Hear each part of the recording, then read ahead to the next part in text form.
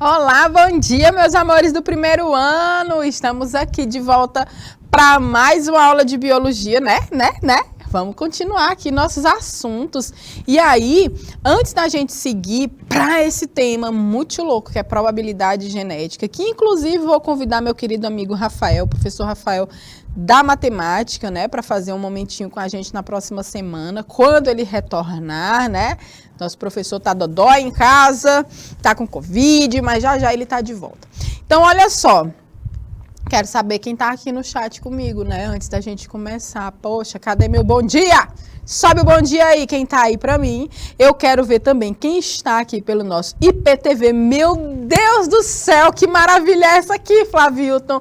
Olha o tanto de turma que nós temos aqui. Baixa Grande do Ribeiro já me dá bom dia aqui nas mensagens.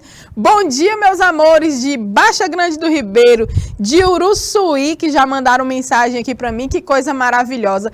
Alagoinha, Barreiras do Piauí, Baixa Grande do Ribeiro, Campinas do Piauí, Caridade, Dom Inocência, Eliseu Martins, Elesbão Veloso, Floriano, Jarumene, Oeiras, Pimenteiras, Prata, Queimada Nova. Desce que tem mais. Rapaz! São Francisco do Piauí, Tamboril do Piauí e Uruçuí. Nunca mais eu tive uma sala tão cheia, que coisa incrível. Bem-vindos e bem-vindas à nossa aula de hoje. E aí a gente vai dar uma revisada, né, Keila? Bom dia, Will, saudade. Como é que tá, Zé William? Bom dia, saudade de vocês, estão de volta, né? Ó, a gente vai dar uma revisadinha aqui de genética, uma introdução para a gente poder entrar nessa temática de probabilidade genética. Na verdade, a gente entende essa disciplina mãe, né? Essa genética, essa ciência, não é uma disciplina só, é uma ciência, né? Que envolve várias coisas e vários aspectos. Então, para a gente começar, eu quero perguntar para vocês, onde é que vocês acham que a gente pode aplicar a genética no nosso dia a dia? Hein, Gabriela? Bom dia, tá aqui. Bom dia, Gabriela Gabi Novaes. Onde é que a gente pode aplicar a genética na nossa rotina, no nosso dia a dia? Já pararam para pensar nisso? Hein? Já pararam para ver? Então, a genética, ela é uma ciência, né, que dentro da biologia foi uma das últimas não, ela é uma das mais recentes, né, apesar de que a gente fala de recente em ciência, deve ter o quê? Uns 200 anos, 150 anos de pesquisa, só que 150 anos, 100 anos é muito tempo pesquisando e estudando alguma coisa, né, então se vocês verem, se a gente for observar, a gente atravessando essa pandemia sem fim, né, uma das primeiras coisas que foi feita foi o sequenciamento genético da linhagem de coronavírus que chegou aqui no Brasil. Essa informação, né? Flavilton respondeu. Vou já dar a resposta do Flavilton para vocês. Ó, essa informação acerca dos genes, né, desse vírus é muito importante para que a gente possa criar estruturas e estratégias para conter esse danado, para ele não se alastrar e a gente criar formas, né, entender quais as medicações, as vacinas, enfim. Então, só para começo de história, contextualizando, né, a utilização das ferramentas do conhecimento de genética, uma das primeiras coisas que foi feita no começo da pandemia foi o sequenciamento do genoma do vírus, assim como é feito o sequenciamento de genoma de diversas espécies, né? É muito importante conhecer os genomas, a quantidade, a informação, as características que cada gene vai expressar nas espécies, para a gente assim poder fazer toda aquela dinâmica, toda aquela estrutura de troca, criar os transgênicos, que a gente vai falar disso no decorrer desse mês, né? Então, se você observar bem aí na sua casa, quem está em casa assistindo, quem está na escola, se for lá no refeitório, né, na cantina, lá onde faz o lanche, a merenda, se rolar um cuscuz, que todo mundo aqui come cuscuz, não é verdade, Gabi? Não é não, galera de Baixa Grande do Ribeiro? Quem é que não come cuscuz no Piauí? Quem não come cuscuz no Piauí tá sendo piauiense do jeito muito errado. Então, se você pegar uma coisa, uma bicha, como é o nome? Uma embalagem daquelas de flocão, não é não, Gabi? Cuscuz é vida. todo produto que tem milho, se você for observar bem, quase todos vão ter aquele símbolo de transgênico, que é um triangulinho, um triângulo amarelo com um T dentro, preto. Já repararam nisso? Eu já falei disso aqui em outro momento, não foi? Galera de Baixa Grande do Ribeirão estão dizendo, gente, professora, a gente adora cuscuz. Minha gente, cuscuz... Se quiser até elogiar uma pessoa, o Flávio é um cuscuz na vida de uma pessoa. É você dizer que ele é a melhor cor do mundo, né? Então, olha só. Quando eu perguntei onde é que a gente pode aplicar a genética na nossa rotina, a resposta que veio primeiro foi do nosso diretor de imagem, o Flávio, que inclusive é um dos meus melhores alunos. Né? Ele disse assim, a Amanda serve para a gente saber se o filho é nosso. É verdade, dá para fazer os testes, né? Comparar o DNA, o material genético e saber se tem compatibilidade. Então, assim, a genética, ela está inserida na nossa rotina, né? Em vários aspectos e de várias maneiras. E a gente vai iniciar essa aula de hoje, essa semana, dando essa revisada para a gente poder chegar na temática de probabilidade, né? Lembrando que quando a gente fala de genética, né, a gente traz aí as informações acerca do DNA, que é a macromolécula, ou seja, uma molécula gigantona, enorme, que tem todas as informações de um indivíduo, de um ser vivo, né, tem os genes nesse DNA. Essa sequência de genes vai dar origem a RNA, lembram? RNA mensageiro. E ele é mensageiro por quê? Porque esse RNA mensageiro ainda dá origem às proteínas. Então, isso é a estrutura, né? Aos componentes do nosso código genético. Tá certo? Então, olha só.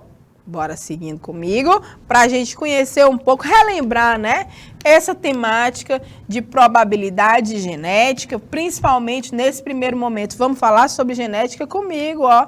Professora Amanda Soares, na nossa aula de biologia de hoje. Tá bom? Biologia, né, gente? Por favor, maravilhoso. Hoje, dia 10 de agosto, gente. Tem alguém de aniversário hoje por aí? Hã? Tantos polos, né? Pode ser que tenha alguém fazendo aniversário hoje, né? Lembrando de Gregor Mendel, esse cara lindo. Gregor Mendel, conhecido como o pai da genética, era um jovem monge que vivia no mosteiro, né, na atual República Tcheca. Antes ele tinha esse nome esquisito, Brno, né? Então, ele frequentou a Universidade de Viena, tomou conhecimento de método científico. Gente, o método científico é uma coisa muito interessante, porque ele está relacionado com a forma de se pesquisar, com toda uma sequência, vocês estão entendendo? Uma sequência lógica, onde você faz os experimentos e descrevendo os métodos, né? Outras pessoas podem repetir os experimentos. É como uma receita de bolo, só que muito mais elaborada, né? Não é assim, galera? Vocês já fizeram bolo? Quem aí já fez um bolo? Bolo de quê, inclusive? Dia desse eu apanhei tanto. Corta pra mim aqui, Flávio, pra gente fofocar. Dia desse eu apanhei para fazer um bolo de macaxeira. Bolo de macaxeira é outra coisa que nós temos aqui na nossa culinária. Meu Deus, a professora chegou, foi com fome, foi? Já falou de cuscuz, já falou de bolo. Sim, eu cheguei com fome, eu só chego aqui com fome. Ó, fui pegar a danada de uma macaxeira para fazer um bolo. Rala a macaxeira, mistura com não sei o que, tudo do jeitinho certo, bota na forma. Para tudo isso tem uma receita, ok? Então, o método científico são todas as etapas, né, que você precisa seguir para chegar num resultado que seja válido, né? A gente não faz pesquisa de qualquer jeito. As observações, elas seguem uma sequência lógica, uma sequência que me leve a obter um resultado confiável. Tá certo? Bolo de macaxeira é fácil, é, Will? Fala aí, pois me manda a tua receita. Manda bem a receita no chat que eu vou fazer a tua e vou filmar se deu certo. O meu até que ficou bom. Só que o meu forno, ele tá assim com a personalidade um pouco forte. Então ele tipo queimou a metade do bolo e a outra metade deu para salvar. Não ficou ruim não, mas ficou queimado. Manda a tua receita de bolo aí, Will. Não adianta pagar a mensagem não, que agora todo mundo já viu, hein? Olha só, voltando para Mendel, né? Ele percebeu que as plantas podiam variar bastante em suas características. E aí a curiosidade, né? Por que que essas plantas ficam variando? Minha gente, toda hora, toda vida, eu olho uma planta aqui, tem uma estrutura parecida, mas a cor da flor é diferente, a vagem é diferente, falando aqui um pouco das ervilhas, né, que ele utilizou. Então, Mendel fez esses experimentos com plantas de ervilha. A plantinha da ervilha é aquela mesmo que a gente compra enlatada, mas a planta mesmo, no jardim do mosteiro onde ele estudava. A hibridação, ou seja, ele cruzava as plantas com características diferentes e aí ele começou a observar os resultados. Então, só para a gente dar uma viajada, né? Olha que lindo o lugar onde Mendel morava, né? Vivia e fez os seus estudos. Ok? Então, nesse mosteiro ainda tem, né, aqui a estrutura tal como era, né, na República Tcheca, tal como era quando Mendel vivia, né? Aqui é uma estátua em homenagem a ele, tá? Ainda existem, né, alguns canteiros onde tem ainda as plantações de ervilha, claro que talvez nem sejam mais as mesmas, mas que representando aí o lugar onde Mendel fazia seus estudos. Ok, gente? Um lugar belíssimo, né? Então tem aqui, é como se fosse hoje um grande museu, né? Da história também da vida e dos experimentos de Mendel, tá certo? E aqui o túmulo, né? O túmulo de Gregor Mendel. Vamos adiante observando aqui, gente, eu tô passando assim rapidão, porque a gente está batendo esse papo que a gente já começou a conversar, né? Então, quais foram as características que foram estudadas por Mendel? Olha só, vocês viram que ele ficou intrigado demais com essa situação das plantas, né? Terem aí diferenças, né? Várias diferenças entre elas. Olha só, as características que ele notou diferentes, a cor da flor, tinham plantas com a cor púrpura, plantas com a cor branca.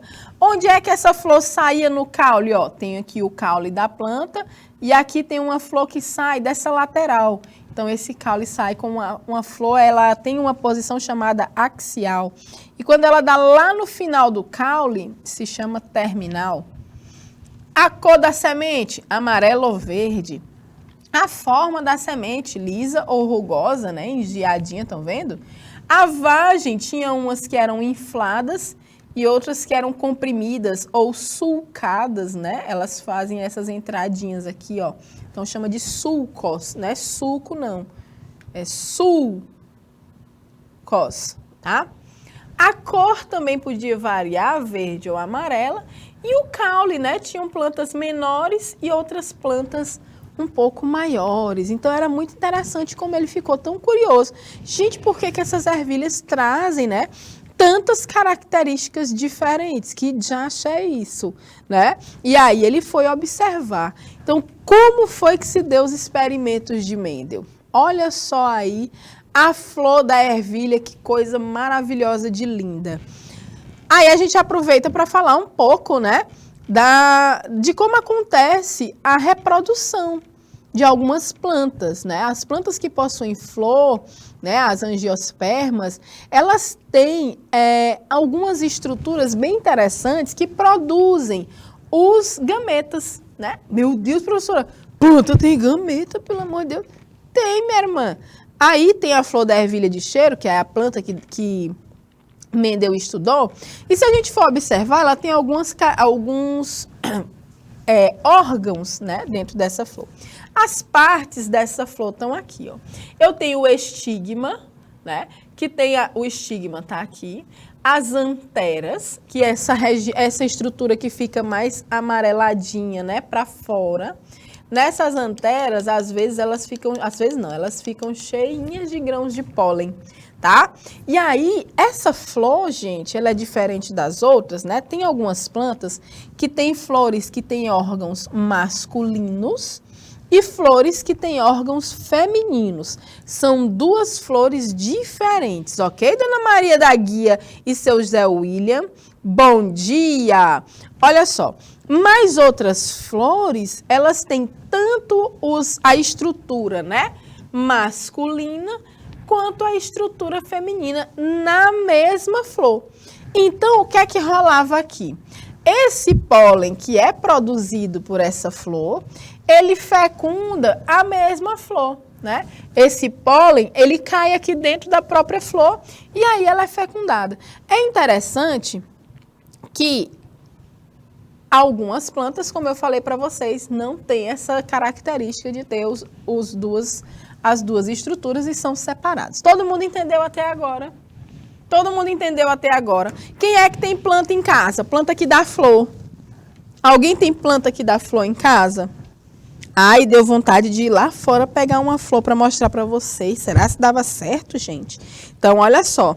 Essas estruturas, elas apresentam esse grãozinho de pólen. Eu acho que eu vou já fazer isso.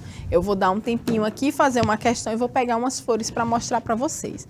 Então, esses grãos de pólen é muito massa porque são eles, né, as estruturas que vão levar o DNA de uma flor para outra, para poder fecundar, entenderam? Então, quem é que leva? Quem são os polinizadores? Então, enquanto eu vou pegar umas florzinhas, coletar umas florzinhas lá fora, vocês vão fazer uma pesquisa, ó. O que é polinização? Dê exemplos de polinizadores. Pode ser? Ok? Eu vou deixar aqui 3 minutinhos, 4 minutinhos para vocês fazerem essa questão. Pesquisem o que é polinização e dê exemplos de polinizadores que eu vou voltar para cá cheia de florzinha. A Roja Flavildo que já eu volto, minha gente. Respondam.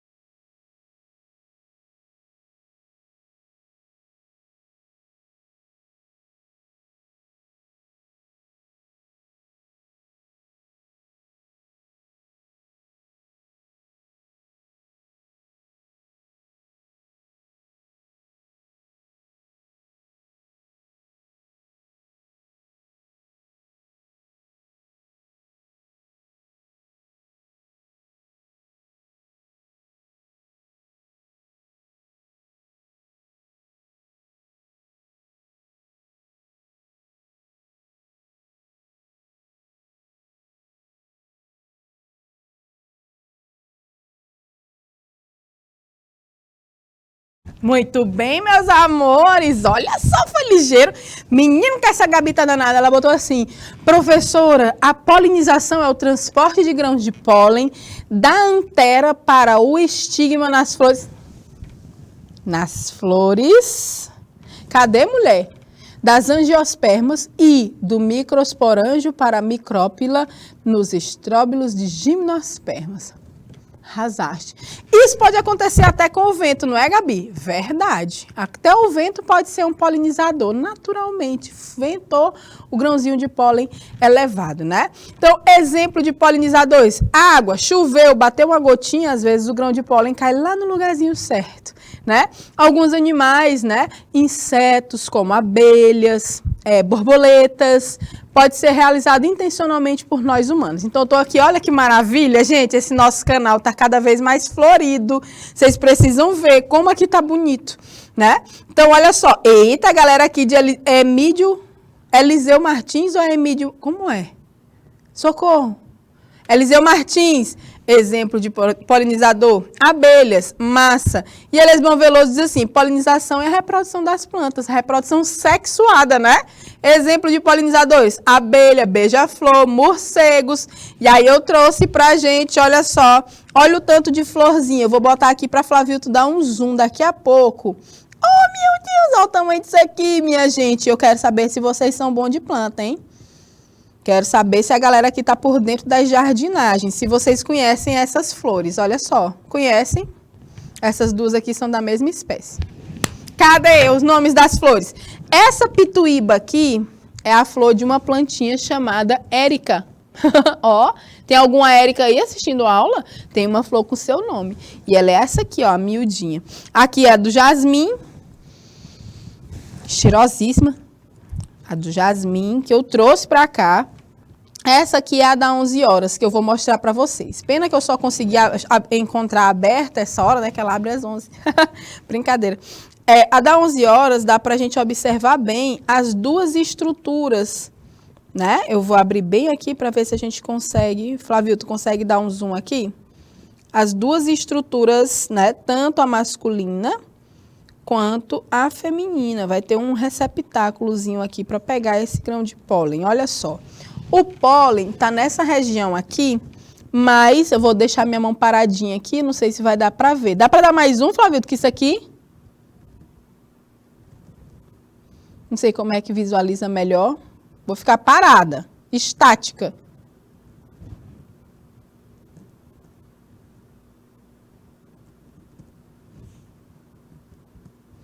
Aqui, ó. Então, a gente tem aqui justamente essa estrutura que estamos mostrando que possui os grãos de pólen, né? A gente até consegue visualizar aqui no meu dedo, né? Que eles soltam. E aí, eles podem entrar nessa região que vai levar ao ovário da florzinha que está lá dentro, né? Tá dentro aqui, ó. Deixa o Flávio trazer aqui mais para cá. Vou botar aqui no fundinho preto, que a gente vê melhor essa estrutura amarelinha, ó. Onde está amarelinho aqui, tudo isso aqui são as anteras, né? Com os estigmas, com o pólen, ó. Na hora que eu trisco, o pólenzinho solta. E aqui, essa estruturazinha maior é porque essa flor tem tanto a parte masculina quanto a parte feminina, né?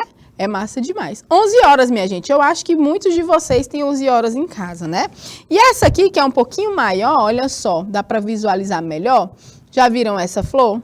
Aqui em Teresina, o meu pai disse que o nome dela é umbigo de viúva. Umbigo de viúva, minha gente, o nome dela. Eu esqueci o nome do gênero. Olha só, tem pétala, né? Tem sépala, aqui, ó. A sépalazinha embaixo, né? Mas a gente mostra aqui as estruturas de reprodução. Ela é bem mais visível nessa aqui. Deixa eu deixar ela paradinha para ver se foca melhor. Então, a gente tem aqui tanto a parte que traz o pólen, quanto a parte que recebe o pólen. E o interessante dessa flor aqui é que, com o tempo, né, e com a polinização, cada estrutura dessa aqui, né, que tem os ovários que vão receber o pólen, quando ela seca, que ela fica assim, ó, essa é a mesma florzinha, ela fica seca. Aí, galera, com o vento, olha só, um mecanismo de dispersão. Tudo isso aqui que eu tô arrancando, ó, vocês estão vendo que eu arranquei uma tufinha de coisas? Isso aqui tudo, adivinha o que é? É semente. Então, quando a flor fica bem sequinha nessa espécie, o vento bate aqui, uma pessoa bate, um animal bate, e ela, ó, vai com o vento. Pronto, já fiz a maior sujeira aqui no estúdio, depois eu limpo, tô dizendo, toda vez que eu faço bagunça aqui, eu arrumo, ó, então ela solta. Então isso aqui já são as estruturas, né, o óvulo, o ovário, aliás, desculpa, já recebeu o pólen e já transformou-se aqui, isso aqui já é semente, ó, então isso aqui é o que a gente planta, ó. Se você, isso aqui caiu no chão, é a maior besteira para pegar. Caiu no chão, choveu, regou, a plantinha nasce. E tá onde isso aqui? Na flor, que antes era assim e depois vira essa maravilha aqui, sequinha, ó, que vai deixar centenas de sementes. Gostaram? Então, olha só, como é que a gente faz? Pode voltar aqui para mim, Flavilto. Por que é que eu trouxe isso aqui para mostrar para vocês? Porque todo mundo tem uma florzinha em casa. Se não tem em casa, tem no mato, perto de casa, né? Pode voltar para os nossos slides, eu agora vou dar aula bem linda com a flor no cabelo. E aí, depois eu arrumo essa bagunça. É para ciência, né? Vamos lá, volta para o slide. A gente tem essas estruturas, então essa flor, ela consegue receber seu próprio pólen. Quando isso acontece, a gente chama de autofecundação, tá? Então, por que Darwin, meu Deus, eu já estou na evolução, ainda estou na evolução e aqui o negócio é genética, tá? Repare, por que Mendel escolheu as ervilhas, né? Então, seus estudos de cruzamento de plantas, ele usou a espécie Pisum sativum, né? Porque ela tinha um cultivo muito fácil, ela crescia super rápido, ou seja, ele tinha condição de estudar várias gerações de plantas, né? O resultado dos cruzamentos de uma forma muito rápida. As variedades com características facilmente observáveis, aquelas que a gente viu na tabela, cor da flor, cor do fruto, semente e tudo mais, elas produzem ainda um grande número de sementes. Além disso, elas eram hermafroditas, ou seja, elas permitem a autofecundação, que era justamente quando esse pólen da planta cai na sua própria flor.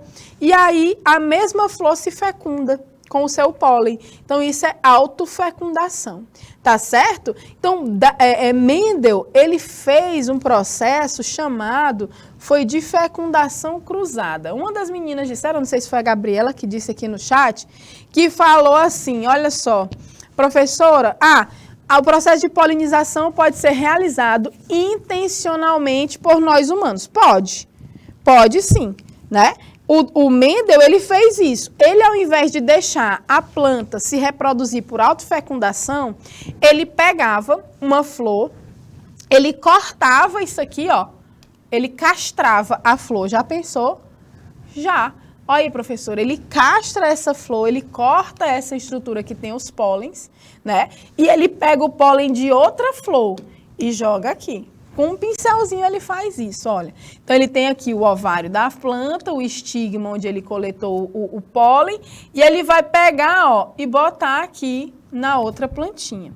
Então, tem uma planta que é receptora do pólen e tem uma planta que é doadora de pólen. Então, como é que ele fazia essa fecundação cruzada? Ele pegava duas plantas de características diferentes, ou seja, uma do caule baixo, uma plantinha anã, e uma do caule mais alto. Então, ele via que depois que eu levo o pólen dessa aqui, que é baixa, para fecundar a flor da planta alta, o filhote, o resultado que crescia era uma planta alta.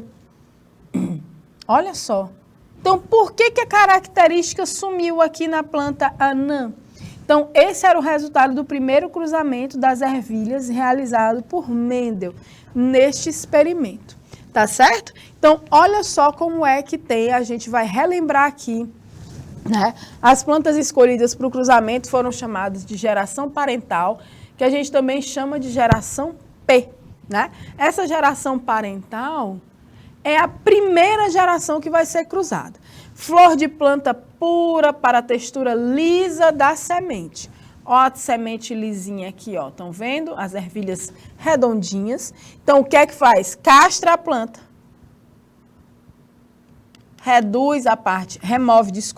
remove a parte masculina dela, né? Eu não tenho aqui, vocês estão vendo que essa planta ela foi retirada mesmo com a tesoura, a estrutura que tem o pólen, e aí ele pega o pólen de outra flor com um pincel, coloca aqui. Aí o resultado, geração F1. Então, quando eu faço o primeiro cruzamento, eu tenho como filhotes, resultados, né, as mudas que vêm depois, é o que a gente chama de geração F1. Todo mundo saiu com as sementes lisas, né? Então, Mendel pegou essa semente, que foi o resultado do cruzamento da geração parental, plantou de novo. Então, as plantas descendentes, né, das sementes que são autofecundadas, elas vão trazer aí uma coisa interessante. A geração F2, né, traz aí, ó, que dentro de uma vagem, 75% das sementes são lisas e 25% são rugosas, né? São enrugadinhas. Então, de quatro plantinhas, 3 são lisas e 1 é rugosa. Isso é uma proporção, tá? Isso é uma proporção frequente na geração F2. Então, 75% lisas. Então, quer dizer que ser lisa é o gene dominante. E 25% das plantas, das sementes, aliás, saem rugosas, que é o gene recessivo, né? Então, quem é o gene dominante? É aquele que vai expressar a sua característica. Ele vai dominar, ele é quem vai se mostrar primeiro, tá bom? Então, as sementes obtidas foram plantadas, deram origem a novas plantas, mais tarde chamadas de geração F1. Todo mundo da F1 tinha sementes lisas. As plantas da F1 sofrem autofecundação. Então, a geração seguinte, que é a F2, ela é originada da autofecundação da F1, apresentaram sementes rugosas e lisas, mas nessa proporção. A cada 3, uma é rugosa. 75% lisas e 25% rugosas. Quando eu falo, gente, quando eu falo essas informações acerca dessas quantidades, desses números, vocês conseguem compreender? Ainda resta alguma dúvida sobre isso aqui?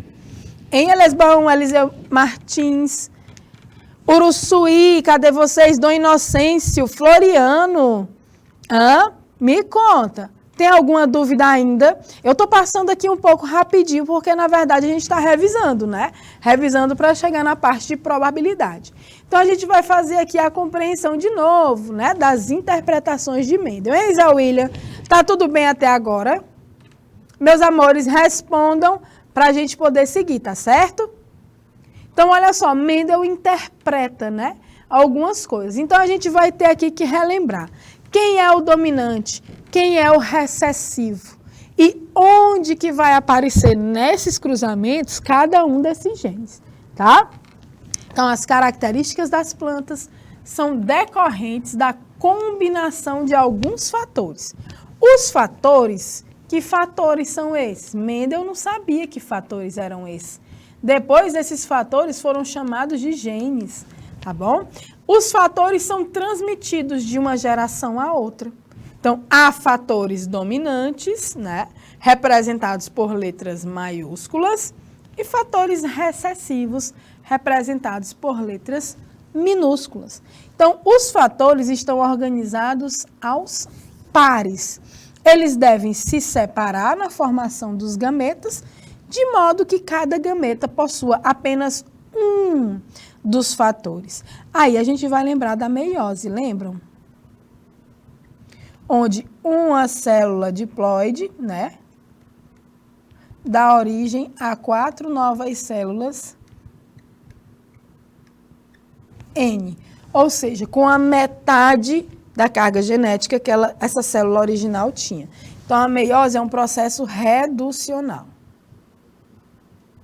Né? Ela reduz a metade a quantidade de fatores, de genes. Tá? Então, o gameta, tanto o gameta masculino quanto o gameta feminino, eles podem ser de 2 tipos. Né? Então, se a semente ela pode ser lisa ou rugosa, a gente tem que descrever quais são os genes desse gameta. Tá certo? No gameta masculino, eu tenho um gene para a semente lisa. Se ele está escrito como letra maiúscula, ele é o dominante, né? E eu tenho o gene aqui para a semente rugosa, que é o gene recessivo. Aqui, de novo, no gameta feminino, genes, né? Dominantes e um gene recessivo. Ele não é aos pares, então um dominante e um recessivo, tá? Só que aqui foi o resultado da autofecundação já da F1. Então, quando eu faço esse cruzamento, ó, azão com azão, semente sai lisa. Azão com azinho, a semente sai lisa de novo, mesmo misturada aqui com esse azinho. Olha que interessante. Então, por que que ele é o recessivo? Porque na presença de pelo menos um dominante, a característica que vai ser apresentada é a do dominante, né? Agora aqui de novo, ó, azão com azinho, da lisa de novo. Só vai aparecer uma semente rugosa quando você observa aqui, ó, a junção de um gene recessivo com o outro de outro gameta. Então, na ausência do fator dominante, a característica expressa é a característica recessiva. Tá certo? Ok, gente? Isso aqui já é a fecundação da geração que veio depois da que Mendel fez a polinização cruzada, tá bom? Isso aqui já é o resultado de outra fecundação, do segundo cruzamento, tá? Então, às vezes, a gente tem isso aqui, ó, é o que a gente chama de quadro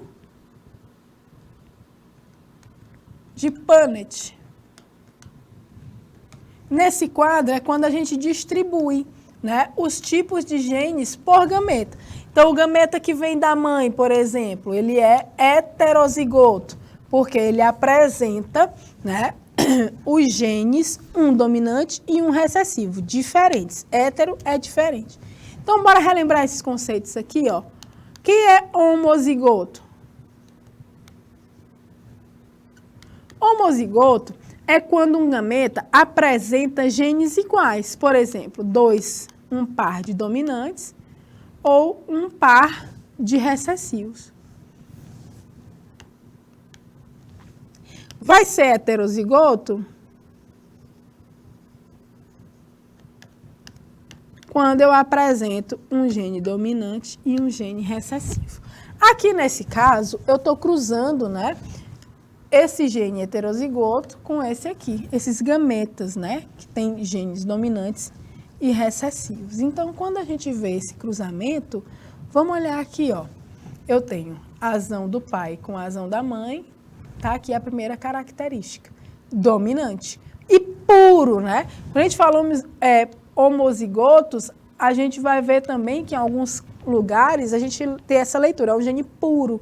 Ou ele é puro dominante ou é puro recessivo. Vamos compreender aqui de novo. Olha só.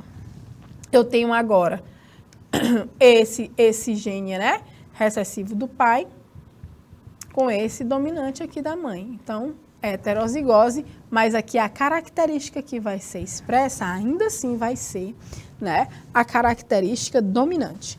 E aí agora eu vou para os demais, né? Azão com azinho e azinho com azinho. Somente aqui a característica recessiva se apresenta, na ausência do dominante, tá bom? Mas agora eu quero fazer uma atividade com vocês para a gente poder seguir, para eu ver se vocês já estão aprendendo a usar o quadro de Punnett. O primeiro experimento de Mendel, ele fez com as linhagens puras. Ou seja, ele fez um cruzamento onde as ervilhas, elas apresentavam, né, os genes assim.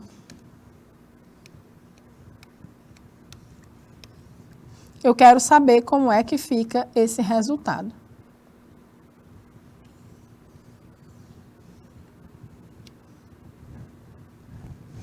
Estão entendendo? A gente vai fazer aqui, ó. Eu vou botar aqui gametas. Não vou nem botar a palavrinha, não. Vou botar só o símbolo. Ó. Aqui o masculino.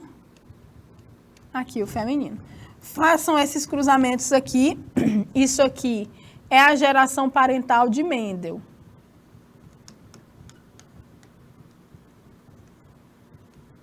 ou geração P. Aqui ele fez a polinização cruzada. Me dá o resultado desse cruzamento e me explica por que é que todo mundo saiu, por exemplo, com a semente lisa, lá naquele slide que eu mostrei para vocês agora. Vamos lá, valendo. 2 minutinhos a gente resolve. Valendo.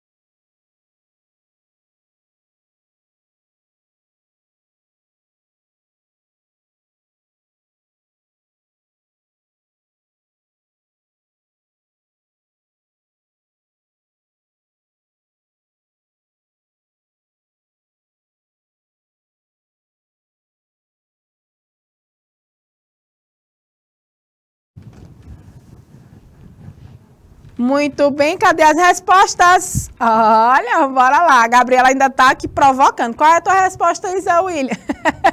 Cadê meu povo do IPTV que está aí nessas nossas escolas? Vamos lá, estão fazendo? Estou aguardando, hein? Gente, é só fazer os cruzamentos, do jeito que eu fiz, ó. Cruza um gametinho. Vocês já brincaram de batalha naval? É do mesmo jeito. Vamos lá. Vou fazer com outra cor aqui para a gente não confundir, tá bom? Vamos fazer o primeiro conjunto aqui, ó. Azão com azinho. Aqui de novo. Aqui de novo. Todo mundo vai sair igual, ó. Ou seja, todo mundo vai estar em heterozigose. Em heterozigose, assim, ó, quando eu tenho um gene dominante e um recessivo, a característica que vai ser expressa, que vai se apresentar, é a característica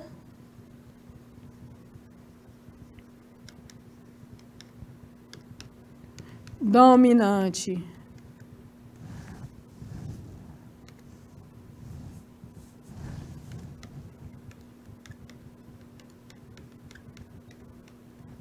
Tá bom? É a característica dominante. Na presença de um único gene dominante, eu vou ter a expressão da sua característica. É muito importante a gente compreender. Olha, Will, presta atenção. A gente está cruzando, não é 2 genes. Aqui não tem recessivo, aqui é todo mundo dominante, ó. E aqui é todo mundo recessivo. Então, o resultado do cruzamento aqui, do que eu propus para vocês, é diferente desse que está aqui. Vocês estão dando o resultado desse aqui. Mas, na verdade, é diferente. Olha só, eu estou cruzando esse com esse. Então, vai dar heterozigoto todo mundo. Observem melhor aqui, ó, o nosso quadro, tá bom? Então, vai todo mundo, vai ser 100% heterozigoto, ó. 100% dos genes vão ser heterozigotos, então 100% das plantas vão apresentar a característica dominante. É justamente o que acontece bem aqui, ó. Olha só, eu estou cruzando a geração parental. Essa geração parental é pura. Eu vou cruzar um azão com um azinho. Estão entendendo? Essa planta aqui, por exemplo, aqui, ó, essa aqui vai ser azinho, e essa planta aqui vai ser azão. Entenderam? Quando eu faço esse cruzamento aqui no quadro, ó, qual é o resultado?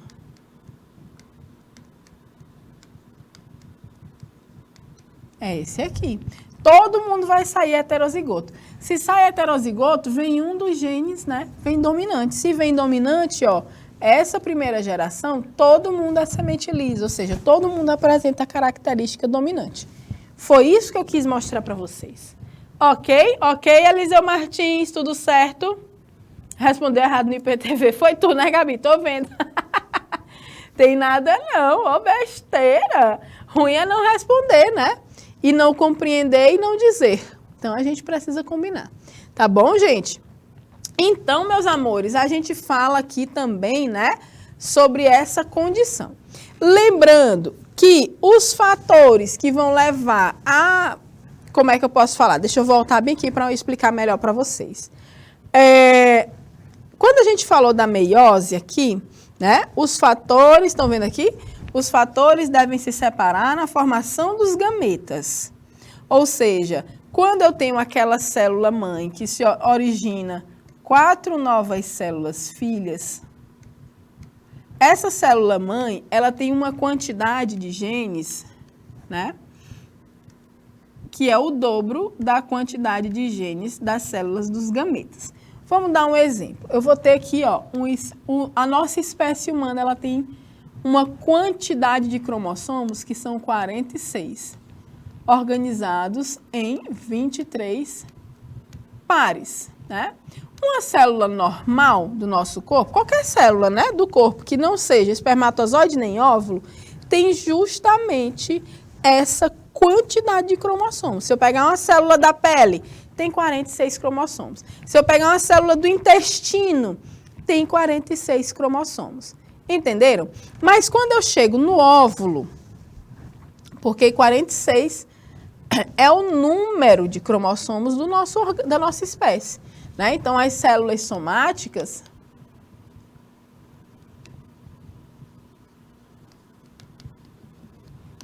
elas vão apresentar a quantidade total de cromossomos na nossa espécie. Porém, as células reprodutivas, aqui o espermatozoide, e o óvulo,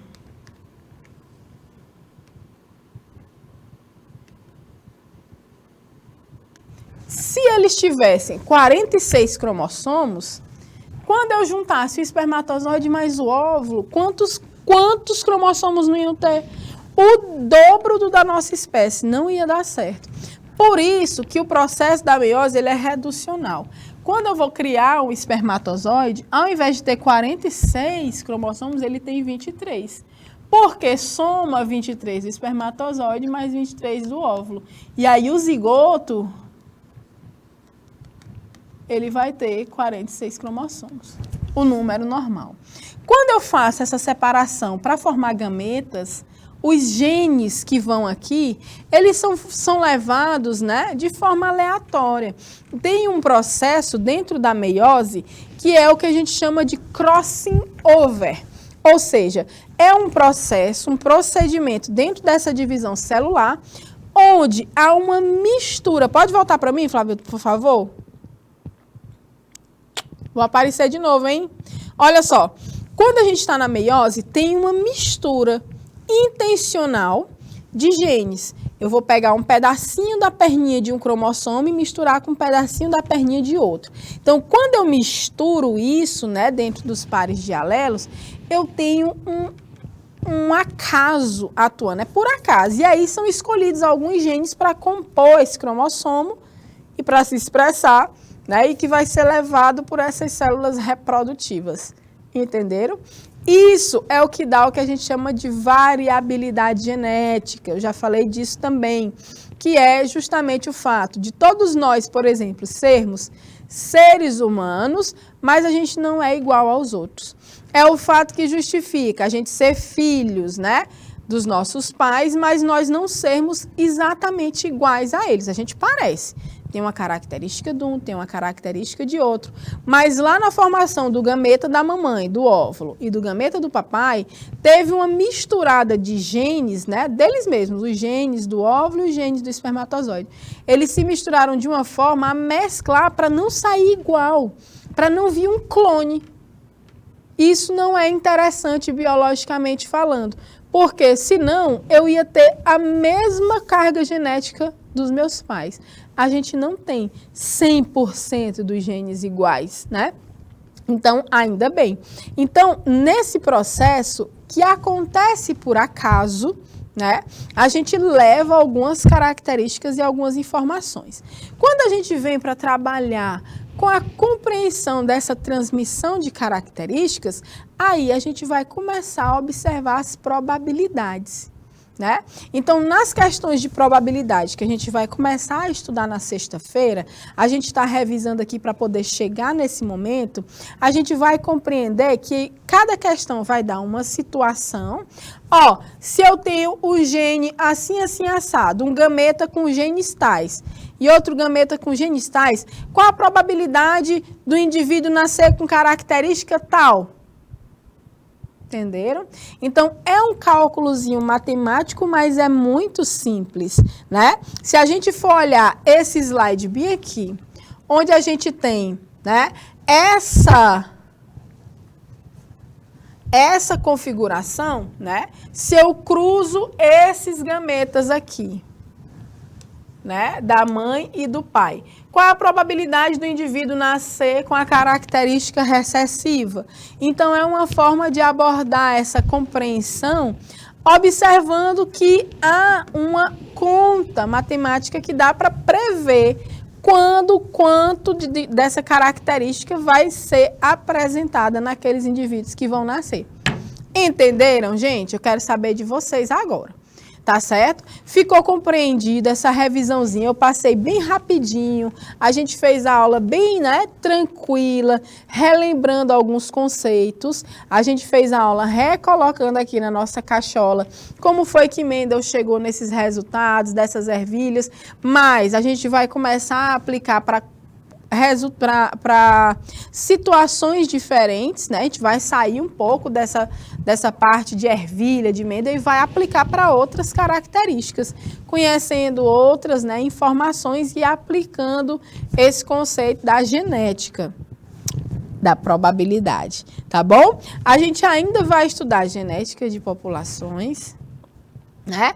A gente ainda vai estudar transgenia, mapeamento genético, tecnologias que envolvem, né, todo esse conhecimento acerca dessa ciência, então vai ser massa. Quero saber de vocês, tá tudo ok por aí? Dom Inocêncio, Uruçuí, Floriano, Oeiras, Elesbão Veloso, Baixa Grande do Ribeiro, Eliseu Martins, Uruçuí, quem mais está aí que eu não estou lembrando? Alagoinha do Piauí, tá tudo bem por aí? Gente, ó, nós temos esse canal de comunicação, que são as nossas mensagens, que podem vir pelo chat do YouTube, como alguns estão aqui. Tem alguns que estão no chat do YouTube, mas também estão no IPTV. Eu acho massa. Então, a gente consegue interagir. Não me deixem falar uma aula inteira. Isso aqui não é um podcast. Eu não dou aula sem ter a interação com vocês, né? Até faço, mas não é legal, tá? Então, quando a gente coloca para vocês responderem, quando a gente faz uma pergunta, hoje a gente teve até uma boa participação na aula. Então, tentem participar mesmo, perguntem, tirem as dúvidas de vocês, porque a gente está aqui para isso, a gente precisa usar esses canais de comunicação. Tá bom? Esses canais, eles são justamente o nosso link, nosso elo. É por aqui que a gente se fala. A gente não está na sala de aula convencional. Nossa sala de aula é diferente. Mas a gente até consegue, né? Ver vocês. A gente tem a condição de abrir as câmeras dos polos, né? De interagir com vocês. Então, a gente pode brincar com isso também. Só avisando, nas próximas aulas vai acontecer. Abre aí a câmera de Uruçuí, que estão lá no sul do estado. Uruçuí, cidade que eu visitei há anos. Estou com saudade de Uruçuí. Então, a gente vai fazer essas brincadeiras aqui de se ver mesmo, né, João Vitor? Chegando agora. Olha que cara limpo esse João Vitor. Bom dia, meu amor. Bem-vindo ao finalzinho da nossa aula, mas não tem problema não. O importante é chegar. A gente vai fazer tudo isso. Então, vamos bater papo, gente. Vamos conversar. Porque agora a gente vai entrar no conteúdo um pouco mais denso da genética, tá? A gente está só na superficialidade, mas a gente vai entrar no conteúdo mais denso, tá? E aí existe, gente, algumas simbologias que a gente utiliza para estudar essas genealogias, né? A gente consegue observar quando a gente constitui esses símbolos, né? O quadradinho para um indivíduo macho normal, né? Uma fêmea normal é representada pelo círculo, né? Então, por exemplo, se eu quiser indicar um cruzamento, né, de um macho com uma fêmea, eu faço isso aqui, tá bom? Olha só uma família aqui. Nessa família aqui, ó, eu tenho a mãe, o pai. Quantos filhos homens e quantos filhos mulheres eu tenho nessa família aqui, pra gente fechar? Oi, Danilo. Não, peraí. Bom dia, professora. Lilian. Bom dia, Lilian. Tá falando de onde? É isso aí. Ó, o Arsênio chegando também. Bem-vindo, querido. Então, olha só. Quantos meninos e quantas meninas deram aqui de filhos, né? Nessa família? Ó, professora, 2 círculos, meninas. 2 quadrados, 2 meninos. 2 de cada. Há ainda a condição, né, de colocar o sexo não informado. Eu tenho aqui a informação simbólica, né? Para gêmeos, né? Então, se fossem gêmeos, a gente ia fazer assim, ó. Tá? Um menino, uma menina. Quando os gêmeos são monozigóticos, né? A gente faz com esse tracinho aqui. Quando o casamento é consanguíneo, por exemplo, se casam primos, a gente bota um tracinho a mais, né? Lá indicando a geração parental dessa família. Então, é consanguíneo. Então, a gente precisa observar que a gente vai usar um pouquinho mais esses símbolos na próxima aula. E olha só, quando há, por exemplo, alguma patologia, alguma diferença, né, dentro dessas estruturas, a gente coloca aqui com o quadradinho ou círculo preenchido. E se tem alguma situação, alguma característica relacionada ao cromossomo sexual X da fêmea, a gente faz uma bolinha no meio. Isso aqui a gente vai ter condições, né? Opa, Uruçuí, a Lilian tá falando, um cheiro para Uruçuí. Então, a gente vai ter tempo, vai ter condição de estudar com calma isso aqui, que vai ser conteúdo da nossa sexta-feira, tá certo? Então, eu vou deixar aqui, ó, um cheiro enorme para vocês, para essa aula florida de hoje. Vamos merendar, minha gente? Mais tarde, na sexta, a gente se encontra. Até lá, então, ó. Tchau, tchau.